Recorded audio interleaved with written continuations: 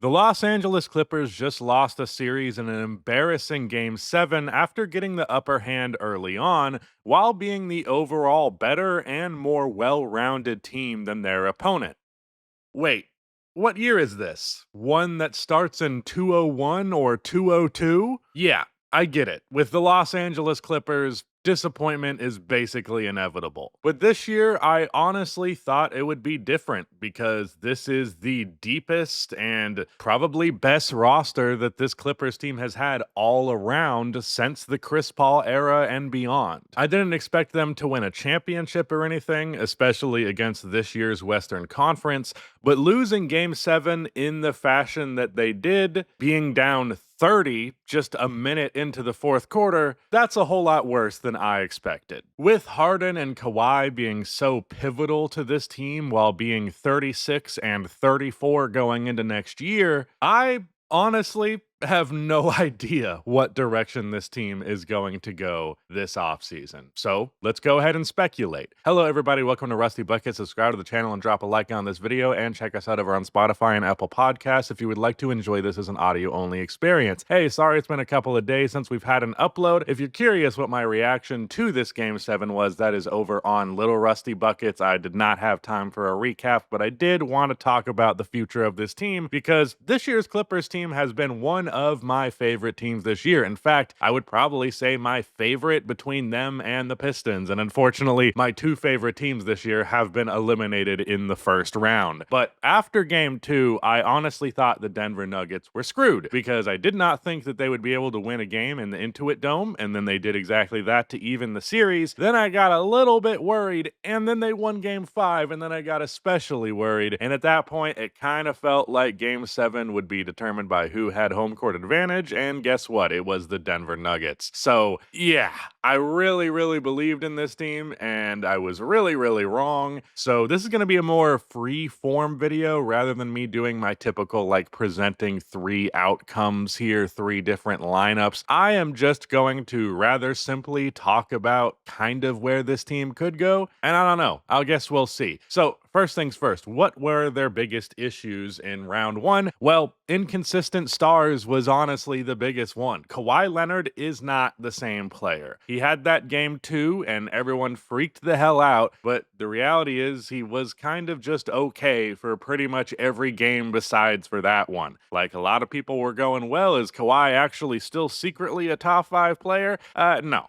I think the injuries have caught up to him. He is a worse player. He doesn't get to the rim as well. He's still like very good at getting to his spots. He's incredibly strong. He still has the mid-range touch, but playmaking's not amazing. His three-point shooting, I don't know what it was for the series, but it's just pretty good. Not getting to the rim as much as I would like, even if Kawhi has always been a jump shot heavy player, and he's not even as good defensively as he was before. So I think that's a huge hindrance. I honestly don't know if Kawhi could be properly labeled as a superstar anymore at this point in his career, which hurts to say, but 33 after a shitload of injuries, it's not necessarily shocking. I mean, he still averaged 25 on 54 40 78 splits. 78's not very good. But hey, I mean, when you compare this to what he was doing the last, basically, other than this last 2024 run where he played 2 games, for those 26 games as a Clipper before that, he averaged 30 points, 8 rebounds, 5 assists, and 3 stocks on 53, 38, 87 splits. So definitely still considerably worse than he was. You could argue that as a matter of his role being reduced, but just from a pure eye test perspective, Kawhi Leonard really didn't have the dominance in this series, the true superstar impact that we've seen from him before, and I don't think that's going to improve with age. Norman Powell, unreliable, very inconsistent. He did find his shot as the series went along, but he was really bad at the start and really bad in some games where they would have been wins if he just wasn't bad for most of the game. He usually did pick it up in the fourth quarter quarter. For some reason, that would be when Norman Powell starts scoring the ball. But as much as like Shaq does this hitting shots when they count bullshit, the shots count the whole time. All of them count. I don't know if you knew this, but every time someone scores, those points go on the board. And how many points you have at the end of the game determines how you win. So not being good for 3 quarters for like 4 games is not acceptable. It's not good. It's just especially for what we grew his expectation to be this year. Like he would have ran away with most improved player if he had hit the games played threshold. So that was a huge disappointment. And then James Harden is James Harden. And if anything, in his advanced age, he's going to be all the more inconsistent because he's just not as good as he was. He is more jump shot reliant than he's ever been, which we know. He can be an extremely volatile shooter. And then he also doesn't get to the rim at nearly the frequency in which he used to because he just doesn't have the same first step. So he does not have the rim frequency, especially as a way to get to the line. Yeah, 4.7 free throw attempts per game in this playoff series after averaging 7.3. So that's a not insignificant dip off for sure. 36% from three is okay. You know, his stats still look okay for this series for what you can expect of him at this age. But, you know, the problem is you can't expect that much from him at this age, especially with his history of unreliability in the playoffs. He was terrible in game 7. And yeah, I don't think that is a real hit to his legacy personally because I don't know. When a player is outside of their prime, I don't really think about what their legacy looks like I feel like their legacy is sealed because at least Rockets James Harden's legacy is sealed, but I don't know, I look at that differently than other people do. Like I can't do the what does this mean for LeBron's legacy when he's 40 years old. I don't really care. That's why I'm never really critical of him, is like whatever, he's old, it's fine. But that's a side tangent. I did say this would be more freeform, so I did warn you. But shooting on the wings, Chris Dunn and Derrick Jones Jr., terrible. I mean, their percentages are probably fine, but there's a difference between being able to hit your wide open threes at a decent percentage and actually spacing the floor. Because yeah, there was a game in here where Dunn, I think maybe it was game 7, but recently played 16 minutes, went 1 for 2 from 3. And you say, hey, that's 50%. But in 16 minutes, there's a whole lot more possessions than 2. And guess what? Chris Dunn was wide the hell open on all of them. And his defender was able to help on all of the other action on all of them. So it doesn't matter what percentage he shoots because he isn't shooting at a high enough percentage consistently to make the defense respect him. Something that I talked about a lot when the Nuggets lost to the Timberwolves last year was Aaron Gordon shot his wide open threes pretty exceptionally in that series. Let me find those stats real quick. Yeah, he shot 2.4 3-pointers per game, and he hit 56% of them. 10 for 17 for the series. However, playing 35 minutes per night, there's a whole lot more possessions than 2.5 per game where Aaron Gordon is completely wide open, which allowed the Timberwolves to run the defensive scheme that they did. So you have to, at a high enough volume, at a high enough level of consistency, hit your threes in order to make the defense respect you. And these guys did not do that whatsoever. And it was a huge hindrance to their offense. Their backup center position, Ben Simmons didn't really cut it. He got less and less minutes as the series went along. And it makes sense because he's just not really built to defend Jokic. Like when you're going up against Nikola Jokic, you want a center who is a big body, both in your starting lineup and off of the bench. And if you don't have that, you're going to end up running small. And there was a good portion of this game 7 where they were running small without Zoo, and it went terribly. I also think this was an overly simplistic offense, and I don't think they banked on offense as much as they should have, because in game 5, I want to say, the shooting issue for the Wings really affected them. And and they put in Bogdanovich in the starting lineup with all the other four core players, and they started to make somewhat of a comeback. Even in spite of the fact that Bogey didn't hit any threes, the defense was glued to him. So that's one defender out of the equation who was previously there every single time. I can't believe they didn't close with that. I can't believe, I mean, even if it was not him, but Nick Batum, whatever it may be, the spacing needed to be better because you have Zoo out there. If you have another non floor spacer, you have two. Even if your other three guys are great shooters, it is going to affect your offense quite a bit to have two non floor spacers out there. So I felt like Tyronn Lue could have got more creative with what was happening. And I felt like they were willing to take the 3-pointers that the Nuggets gave them way too often. Like, oh, Derek is wide open in the corner. I guess we'll hit that pass. Because a lot of it is instinct. You see an open guy and you throw him the ball, but then you're like, oh shit, that was Chris Dunn. Well, I guess that possession's over. So like I said, the reason that this is a more free-flowing video is I don't know what direction this team should go in. Like, I like to do the 3 lineups thing, but I can't really give you one because I don't know what they should do. Like, do you blow it up or do you try and run it back, presumably one last time? Because I don't really think there's any way they could do this 2 more times with this core. Maybe if Harden and Kawhi age more gracefully than I anticipate, but probably not. So just for the sake of what assets they have to ship out, what could you possibly get for them? Well, first things first, this team is not over either apron. So they're more financially free than most NBA teams, or at least a good amount of them. This does kind of depend on James Harden. I think if he extends for more than what his player option is, they would be over the first apron, but I think if he takes his player option, they're fine. So that is going to be pivotal in this, and that's another reason why predicting the future for this team is just a motherfucker.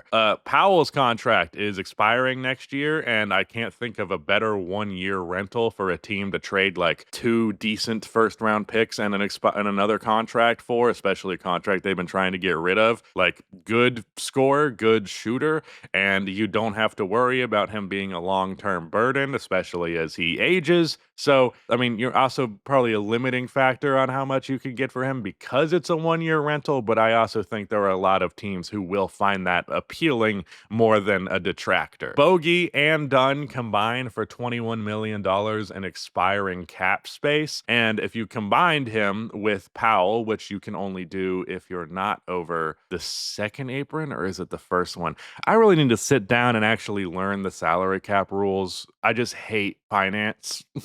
I hate that side of the game.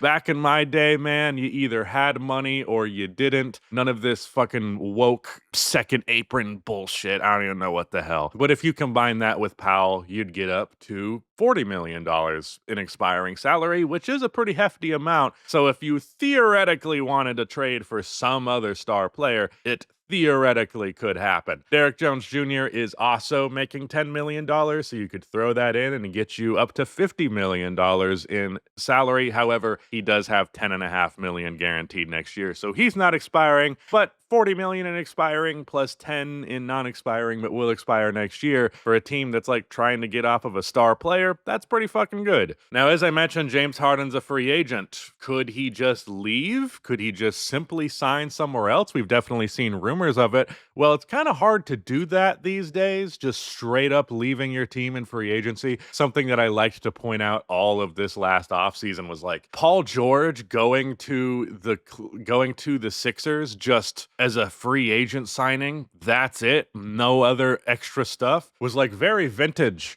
You don't do that anymore. Almost every time a player signs with a new team, it's a sign and trade deal. So yeah, that was a little surprising to me. I didn't expect that. And I don't know that you can expect that with James Harden. So if he left, you'd probably do a sign and trade deal, but maybe depending on what he actually is worth, you might end up just getting back bad salary in reply. So you don't end up wanting to do that anyway. So maybe that nixes the whole thing. At the same time, I don't know that Harden at the age of 36 will be, especially long term, expecting to get more than $36 million.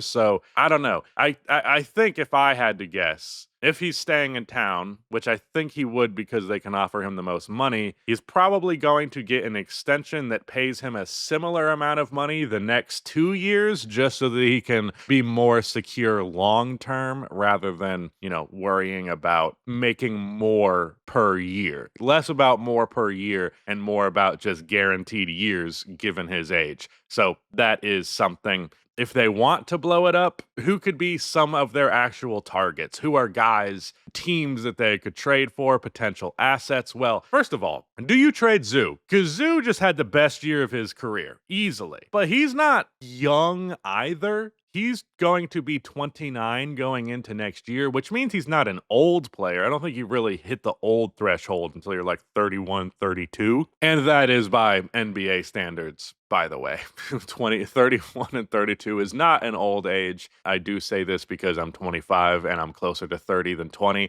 and I'm friends with a bunch of 30-year-olds. So I'd like to think it's not old anymore. I definitely felt that way when I was younger, though. But he's probably got 5-6 years of good basketball left in him. Maybe a little bit more. Maybe he proves really durable, but that's roughly what you can guess his expiration to be. So it would need to be a team that is trying to compete now, not someone investing in a young asset. And hey, if he was a young player, I would just say keep him. So with that in mind, there's really only a couple of teams that I actually think make sense because most teams are actually pretty solid at their center position. So I would say the Lakers, the Warriors, and the Celtics, plus whatever team Giannis decides to go to, because of course, he'll need a 5. I know they would prefer it be a floor spacing 5, but I could see that happening. The Lakers, it's obvious they want a big man. They could use a big man. It would hurt to trade him to your, bigger franchise brother, however. So I could see them not doing it purely out of petty reasons. But I do think you could get Austin Reeves out of the deal, and Austin will be 26 going into next year. So he's not young, but he's also not on the cusp of old. He's going to have another 3 more years on him, and he could potentially still be very much in his prime by the time this rebuild would be over in like 3-ish years. For the Warriors, I would have to think it'd be Moody and Kuminga and maybe a first-round pick. That's not bad. They're not young players as well, but they're pretty young. For the Celtics, I don't know what the deal would be, but apparently they are going to probably be shipping Porzingis out this offseason, and I believe they have all of their draft capital, so it could very well just be a picks for contract swap type situation. For Powell, I honestly think that any team in the league would want him, especially with his money expiring. So there's not any like, are we sure we want to overpay this guy? Are we sure that we want to be paying, $40 million for this 20-point per game scorer? No, he's on a bargain of a deal, and you have a ton of long-term flexibility. So I think you could get as good of a deal as possible from him by just simply asking every fucking team in the league. There's enough teams that are going to be like, yeah, we'll give you 2 first-round picks for Norman Powell. Not great ones, but decent ones. A Harden sign and trade equals less assets, but you could get something good out of it. Something. I don't know. Kawhi. This is a difficult one because $50 million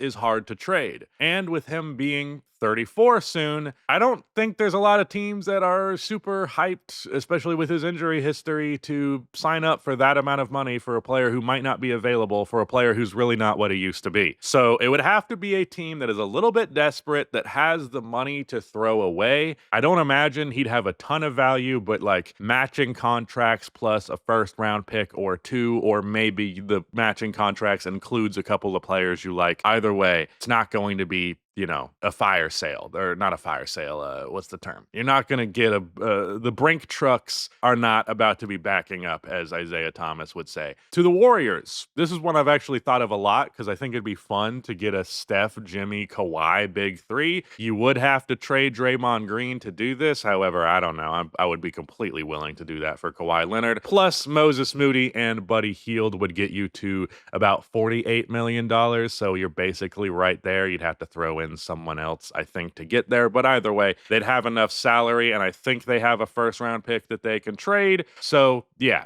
Moody is a young player. Maybe you get Kaminga in there as well. You're doing okay, but nothing great. To the Lakers for Maxi Kleba, Gabe Vincent, Austin Reeves, Jared Vanderbilt, or Rui Hachimura. Actually, I think I have Austin/Vando. So you could just go pure expiring, or you get Austin Reeves in the deal. It depends on if you want first. I believe the Lakers are kind of inflexible with their first round picks. I think they can only trade one. So maybe you'd rather just get Austin Reeves in that equation. To the Dallas Mavericks for Caleb Martin, PJ Washington, Klay Thompson, Najee Marshall, and draft picks. Obviously, we've seen the rumors for Kevin Durant being traded there, but Kawhi checks off basically every single box the same way Durant does in that equation. So, yeah, I think that's a move that would be very much on the table. And then if the Miami Heat are looking for their Jimmy Butler replacement, Andrew Wiggins and Terry Rozier make enough money to just throw them in. They're both expiring contracts, so that's a hell of a bargain for the Clippers. And you can throw in Nikola Jovic or Khalil Ware, someone in there who is a young asset with some good potential, maybe Jaime Jaquez as well, even though I think he just kind of fell out of the rotation. But yeah, I do think this team would be interested. I honestly don't think you're going to love what you get out of trading these guys. Like Austin Reeves is the best player who got mentioned in all of this as someone you could potentially get back.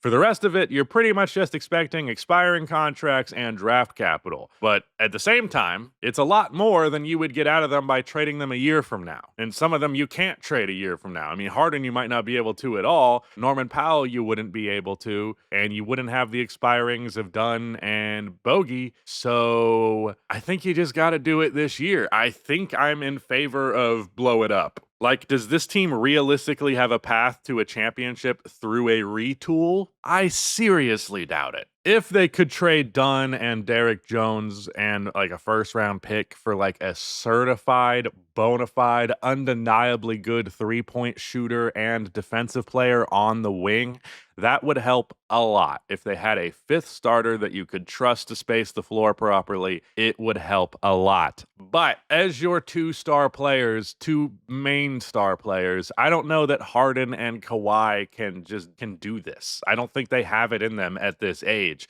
Even with Norman Powell and Zubats acting as basically co-stars, I just don't think they can do it. I really don't. And I think I'm just kind of out on your 5th through 10th best player being a non-shooting wing. I think if you're gonna be that guy, you need to be able to shoot, dude. Ugh, man. I loved this team. I wanted to see them win more than 3 games. Yeah, that's what's next for the Clippers. Not good things, probably. I'm sorry to tell you. But yeah, that's it. Shout out to Rudy for editing this one, and goodbye.